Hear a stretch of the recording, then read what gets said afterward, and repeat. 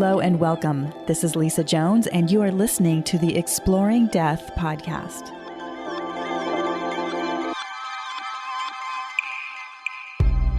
Hello and welcome to Exploring Death. Today, Tricia Barker is with me, and she experienced a profound near-death experience during her senior year of college at the University of Texas. After learning to walk again, Tricia taught English in public schools and at colleges using love and guidance from the other side.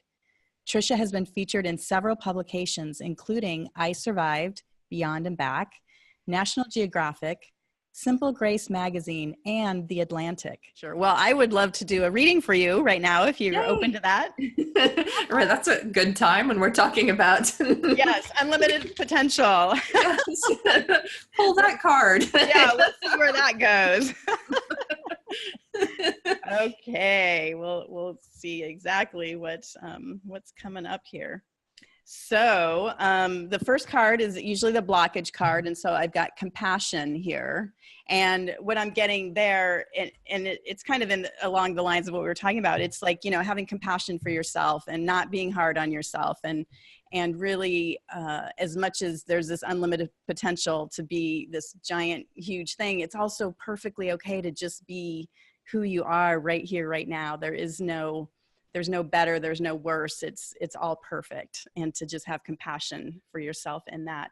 And so your action card, oh my gosh, I've got chills as I put up miracles, is you are a miracle. The fact that you came back after flatlining and that you had that near-death experience and that you've had that taste of the other side, and you can see miracles. And so what's coming through is just, you can create any miracle you want at any time. And it's about letting go of those little talking figures, in our heads that say you can't do that, because you can. And sometimes we forget, even though we've been to the other side, even though we know that pure love that's available to us at all times, we forget that miracle is available to us 24/7.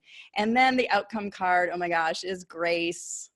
Is that, you'll just be floating in that pure essence of grace that is who you are. And the more that you can be that beautiful, graceful swan that's in this picture, the more will unfold for you for your highest and greatest good. Beautiful. That was really beautiful. I love the three parts. Well, good. Does that resonate with you about taking care of yourself and compassion and those miracles around you? And that's the strangest part of the journey, isn't it? We can have so much love and compassion for other people and then beat ourselves up for not healing quick enough, or not getting over something quick enough, or whatever it is that we want to beat ourselves up about, we can do that. And instead of just praising ourselves for coming as far as we've come, like we would have compassion for a kid. Why can't we have compassion for ourselves?